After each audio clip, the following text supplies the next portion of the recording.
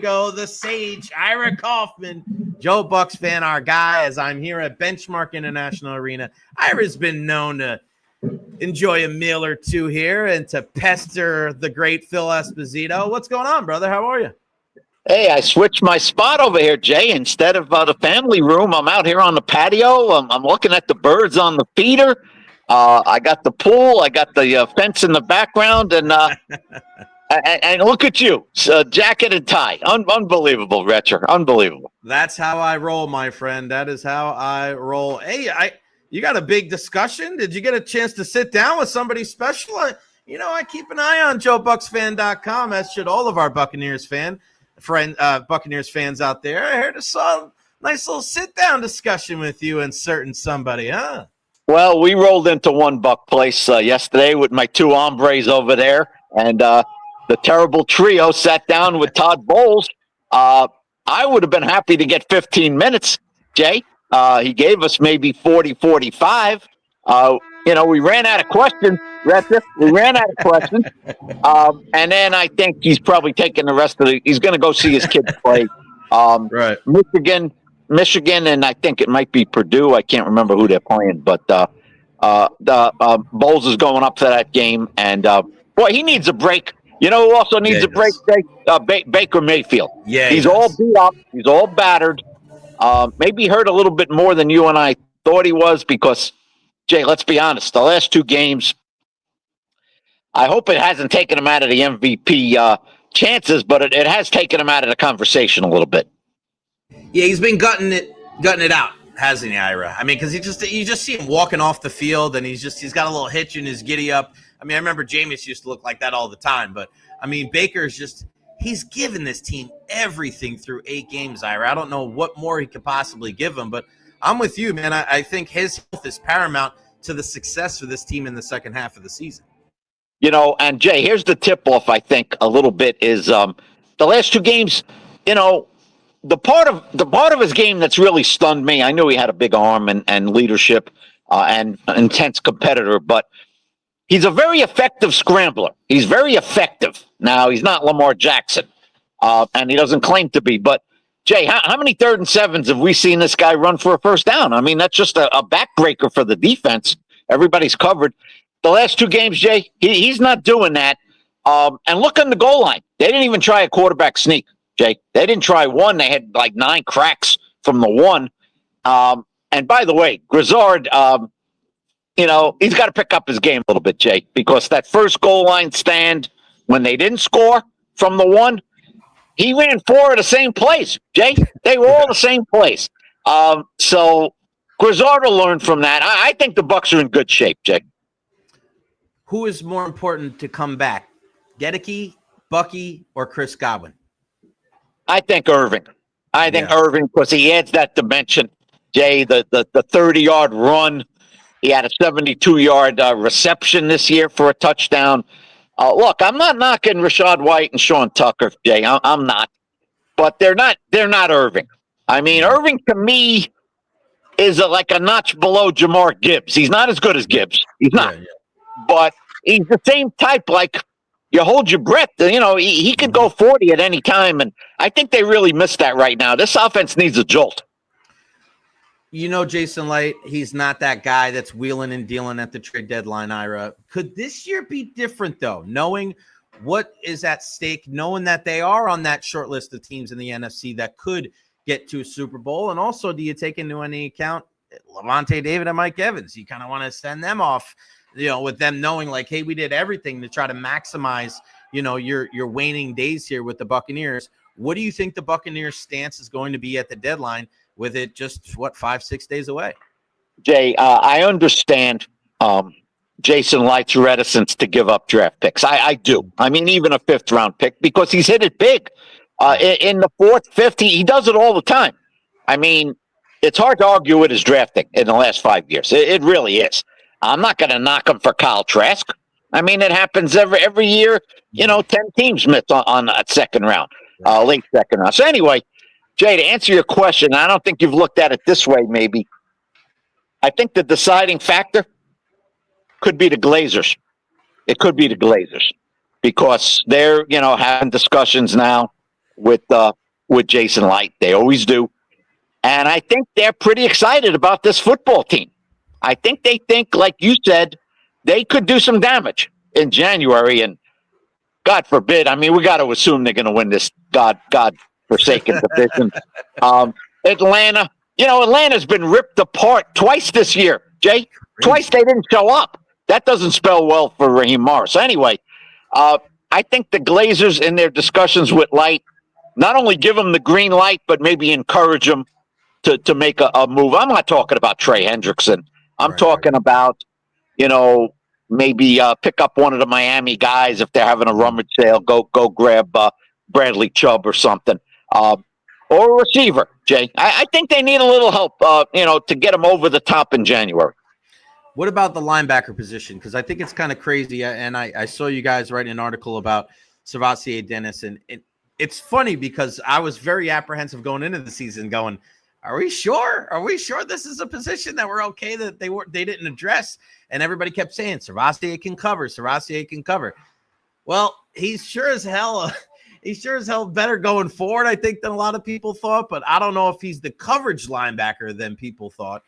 Because we've been waiting, Devin White, KJ Britt, and now Servassier Dennis. So you wonder if a guy like Jordan Brooks or maybe another linebacker is out there. What do you make of the linebacker spot, knowing that, hey, you kind of accept Levante for what he is at this age?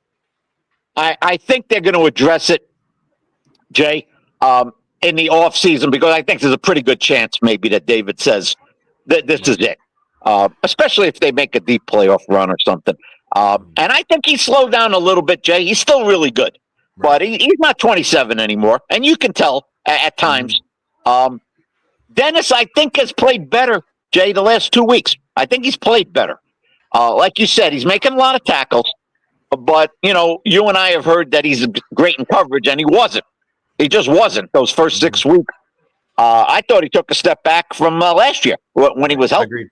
So talking to Bowles yesterday for the podcast, I brought up Servassier Dennis, and Bowles is very pleased with his progress the last couple of weeks. He thinks he's gotten back to his form.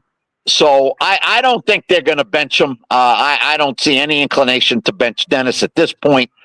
But, Jay, David, it could happen any year, just like number 13. It could happen any year where, January 22nd, the guy tells you that I'm done. And then they definitely have to go out and get a linebacker in the offseason. You and I spoke about this a couple of months ago about the apprehension of people to really put their faith in a guy like Todd Bowles. Has it gotten better, do you think, in the last couple of months? I know when you lose that game to Philadelphia, a lot of people are saying, here comes the swoon again, but they are able to bounce right back. They win some games. I mean, you go into Seattle and win that game. I think a lot of people thought that was going to be a toss-up.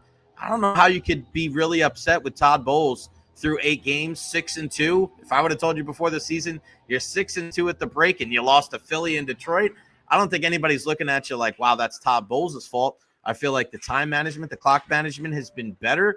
I don't know what people could really complain about with Todd Bowles. What do you think, Ira? I think he's done a good job. I mean, maybe even a very good job. Is he going to win Coach of the Year? Maybe not. I mean, you got the Indy guy. He's probably the leader right now. Vrabel's doing a great job. Yep.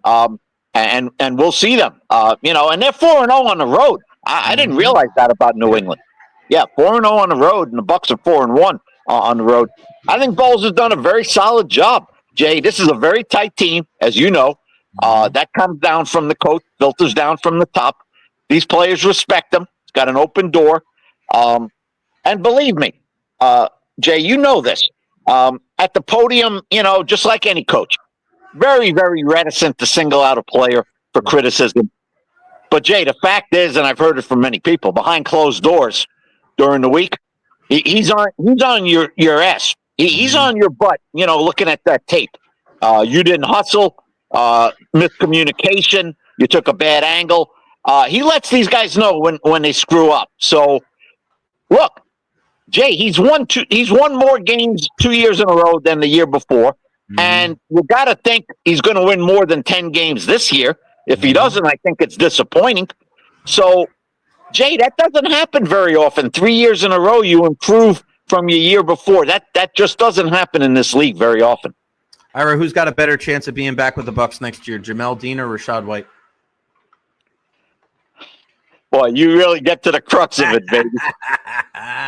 You know what? Isn't it funny though, Ira? Because people were like, "Get rid of these guys, trade these guys." Where the hell would the Bucs be without those two dudes? I'm looking. Look, I've been all over Jamel Dean in the offseason. The guy's got hands of stone. He can't catch a ball. He's always hurt. Well, guess what? He's been healthy, and he's playing his butt off, Jay. Yeah, now, I know they said, we'll let you be a free agent next year. Well, there's no reason they can't sign him on March 5th. I mean, there's no reason. So I think the way he's playing right now and finishes with 5 or 6 picks, I'm expecting to see Jamel. Now, I will say this, Jay. They are high on Morrison. And you notice that he's getting some snaps, even though McCollum's healthy and Dean's healthy. So he looks like the guy of the future right now. But I have been stunned by the improvement in Jamel Dean this year. I have been. What about the offensive line, Ira? And obviously we know with Heck or Jordan, Feeney, whoever the hell's on the right side, but I don't know. I don't necessarily love what I've seen from Graham Barton in year 2, and Tristan had a rough game in New Orleans. I mean, that 3/5 of the line there with Bredesen, like you're supposed to be able to rely on those guys. And I don't know if they've been at their best the last couple of weeks either. That's a fair point, especially on that goal line. Barton had no push, getting bowled over. Wirfs had, maybe the worst game he's had as a pro. Yeah. And he's the type to own up to it. He doesn't make any excuses, Jay. Right. And the right side, you're right. It's a work in progress. I mean, I think they've had 4 different guys start at right guard, Jay. 4. Nobody knows about Jordan, Haggard. I mean, here's Feeney. And Heck is Heck, right? At right tackle. He is what he is. I'm a little concerned, Jay. I share your concern because I didn't like the protection against New Orleans, especially in the first half. I thought Mayfield was under duress. And the Saints don't exactly have Myles Garrett out there or TJ Watt. So it is a concern. And going forward, I think they're going to have to shore that up somehow. Gedecke's a big loss. Jay, it's just a big loss because now you got to help Heck. And, for the first 6 weeks, Otten wasn't getting out in pass patterns. Otten wasn't catching any balls. So, I think that's a weak spot right now, at least based on the last couple of weeks. Unsung hero, in my opinion, Cade Otten through the first 8 games because everybody's like, oh, where was he at in the pass game? Well, he's helping out the right side of the line. We don't even know these guys' freaking names. And then when he goes out there, he does make some plays. I really like Cade Otten. And maybe Tyke Smith too, Jay. Yeah. Doing a whale of a job. No doubt about it. Who do you think is a bigger threat to the Bucs? You think the Panthers or you think the Falcons? Because I think you look on paper, you're like, well, the Falcons with Penix and all these guys, but man, the Clunkers, lose 30 zip to Carolina, and then to get absolutely manhandled by Miami, a team that's out to lunch. They've given up on their coach. I don't care if Cousins is playing. I don't care if you resurrect Matt Ryan and put him back there. Like that performance from Atlanta was one of the worst, I think, that we've seen in the NFL this year. Is it by default? Is Carolina a bigger threat just because it seems like Dave Canales has the group playing together a little bit more? It's kind of weird to say that. You gotta wonder what's going through Arthur Blank's mind, Jay. Right. I mean, I think Raheem could be in trouble after this year. Unless they rally for him, it's possible. But, for anybody who says, well, wait a minute, they were in their backup quarterback and Penix didn't play. Well, Kirk Cousins is a professional quarterback. Right. He didn't fall off the turnip truck, Jay. And on both sides of the ball, they were manhandled, as you said. And Miami looked like a team that had given up going into last week. No question about it. I think they're going to lose tonight. They're playing Baltimore, right, Jay? I expect Miami to go back to their losing ways. Canales had done a very good job, and last week was a clunker. No question about it. But I got faith in Canales. I'd say give him another 2 years. We'll see what goes on. They need help. The quarterback is still a question mark. We'll see. That rookie receiver, I think, is going to be a good player. Jay McMillan's going to be a good player. I wonder if he was sitting there, Jay, and hadn't been off the board. If Light would have taken him or Igbuka, we'll never know. We'll never know. But I think Light's pretty happy with the way things turned out with Igbuka. Yeah, no doubt about it. All right, let's finish with some baseball talk before I let you roll. We'll get to the World Series in a second, but I want to hear what you think about this new manager for the San Francisco Giants. Ira, this is a really unprecedented thing that you don't see in the major leagues, going to the college ranks. We see it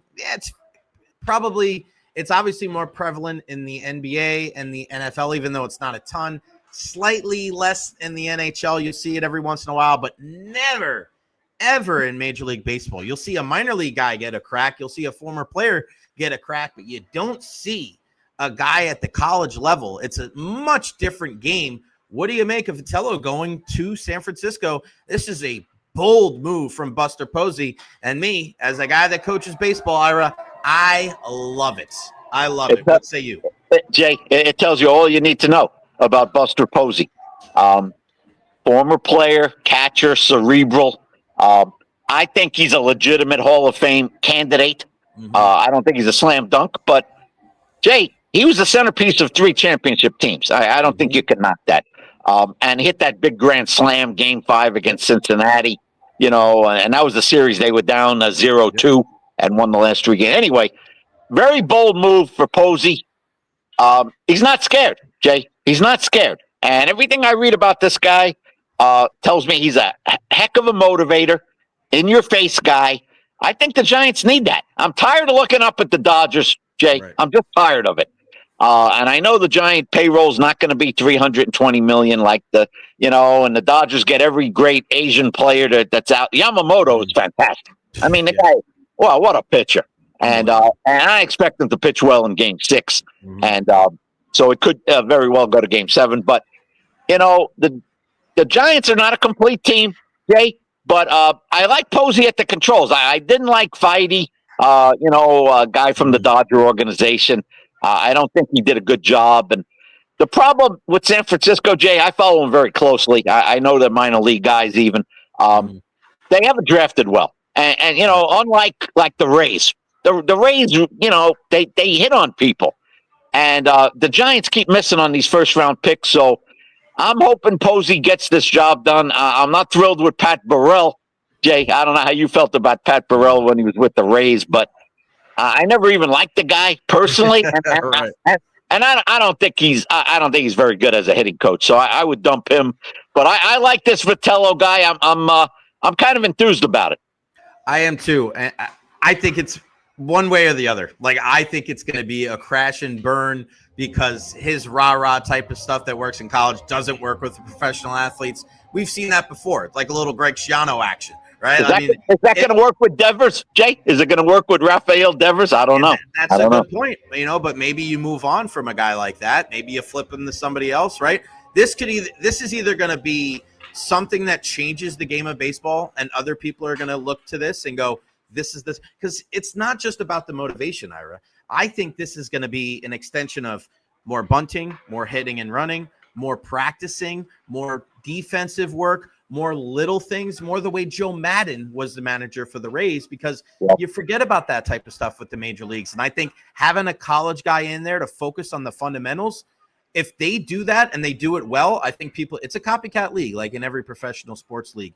I think people are going to copy it if it goes well. If it doesn't, it'll be crash and burn because he won't have that kind of finger on the pulse of professional athletes. But I love when teams take chances.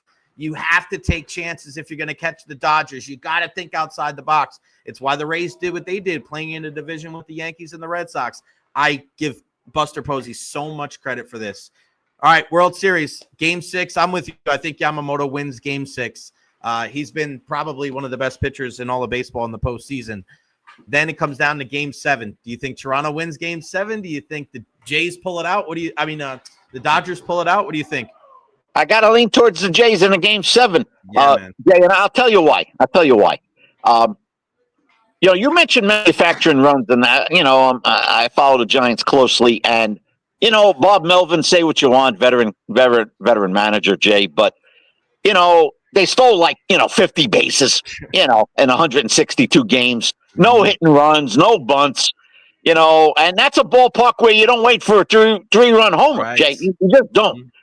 And they don't have Ohtani on that team, and so I think that what impresses me about Toronto, Jay, and everybody knows about Guerrero, but they got good hitters, Jay, up and down the line. Yep. They put the bat on the ball. They don't strike out a lot. They were the second fewest team to strike out in the majors, and they average 5 runs a game. Now, that's not easy to do, those two things together. All these role players, Jay, they work the count, kind of remind me of the old Yankee, wear out the pitcher, and they did it to Snell twice, Jay. They did it to Snell twice and made him look bad in the process. So I'm favoring Toronto in a Game 7. I'm with you. I love it, man. I love when guys grind out at bats. They're tough with 2 strikes. They're tough with 2 outs. They don't give in. It's not these 3 true outcomes where it's a home run, a strikeout, or a walk. That drives me crazy. And the fact that Toronto's Jay, able to play, that's Jay, beautiful. Yeah, you've been watching Snell a long time, and you're a student of the game. And I said it before the game, talking to the Mad Dog. You gotta lay off that curveball in the dirt by Snell. I mean, he killed you with that pitch, and the Jays, they don't go for it, and other guys get themselves out, Jay, all the time against pitchers like Snell, all the time.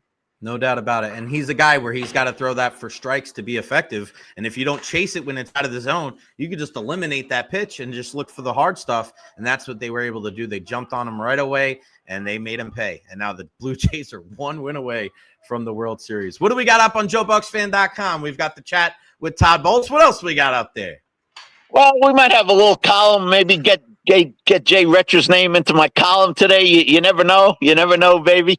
But I like where the Bucs are, Jay. Now, look, they got the Pats, the Bills, and the Rams. They do. Yeah, that's a tough putt, buddy. I'll tell you what, Jay, if they can win 2 out of those 3 and be 8-3, you know those last 6 weeks, Jay. You know them. Carolina twice, Miami, Atlanta.